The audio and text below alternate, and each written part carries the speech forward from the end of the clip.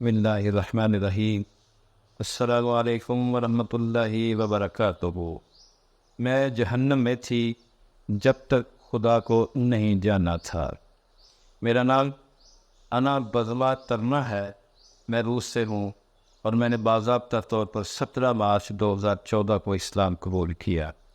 میں نے ایک ایسی سوسائٹی میں پرورش پائی جہاں سوویت یونین کے دہریہ ماضی کا اثر تھا، لیکن میری فیملی کی وجہ سے میں ایک مسیحی بھی تھی۔ میں فطری طور پر مذہبی تھی، حالانکہ میں نے کوئی گہرا علم یا مذہبی تعلیم حاصل نہیں کی تھی، لیکن دن بدن میں نے اللہ سے محبت کو دریافت کیا۔ حالانکہ مجھے اس بات کی صحیح سمجھ نہیں تھی کہ اللہ سے محبت کا مطلب کیا ہے۔ اس سے پہلے آپ میرا یوٹیوب چینل سبسکرائب کر دیں اور بیل آئیکن بھی پریس کر دیں تاکہ اس طرح کی ایمان افروز داستانیں آپ تک پہنچتی رہیں۔ زندگی میں جب بھی مجھے مشکلات کا سامنا ہوا، میں اور زیادہ مذہبی ہو گئی۔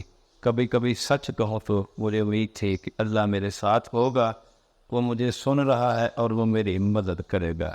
آدھی زندگی میں سوچتی رہی، اے میرے اللہ، میں جہنم میں ہوں، لہذا میرے اندر یہ امید تھی کہ اللہ میرے ساتھ ہے۔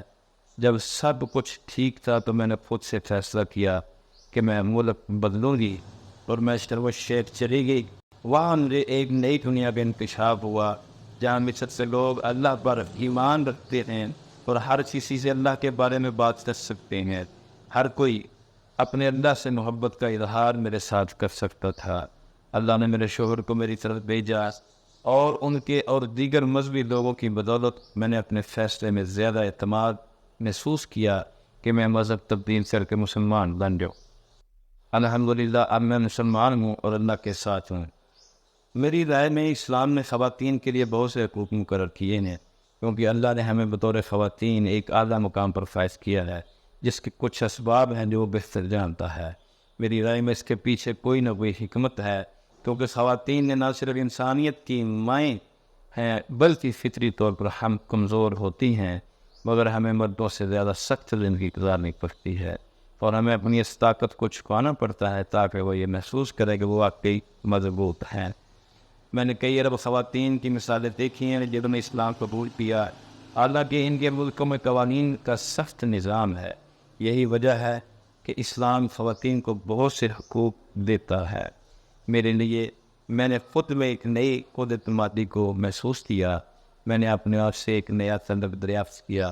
مجھے احساس ہوا کہ میں ایک مسلمان تعلیم یافتہ عورت ہوں، اور میں کسی کو یہ اجازت نہیں دوں گی کہ وہ مجھے ایسے دیکھے جیسے میں پھر کھانے کی چیز ہو۔ لہٰذا میں نے اپنے اندر اس تعلیمی مقام کو فروغ دیا، اور میں مطمئن ہوں اور خوش ہوں کہ میں اب ایک مسلمان عورت ہوں۔ نبی محمد صلی اللہ علیہ وسلم نے خواتین کے ساتھ بہترین سلوک کا مظاہرہ کیا، اور میں امید کرتی ہوں کہ تمام مسلمان ان کی اس رویے اور اخلاق کی پیروی کریں گے۔ انشاءاللہ میرا شوہر بھی اپنا رویہ بہتر کرے گا اور میرے ساتھ زیادہ بہتر سلوک کرے گا۔ اسلام آپ کی خاندانی زندگی میں پیش آنے والے تمام مسائل کو ایک پرامن اور مہربان طریقے سے حل کر سکتا ہے۔ الحمدللہ کہ ہمارے پاس قرآن ہے، اللہ کی نصیحت اور نبی محمد صلی اللہ علیہ وسلم کی مثال موجود ہے۔ میں تمام مسلمانوں سے یہ کہنا چاہتی ہوں، امید نہ چھوڑیں، اللہ آپ کے ساتھ ہے، وہ آپ کو سن رہا ہے اور وہ آپ کی مدد کرے گا اور آپ کو بہترین عطا کرے گا۔ بس اللہ کا شکر گزار رہیں، صبر کریں اور اللہ سے دعا کریں۔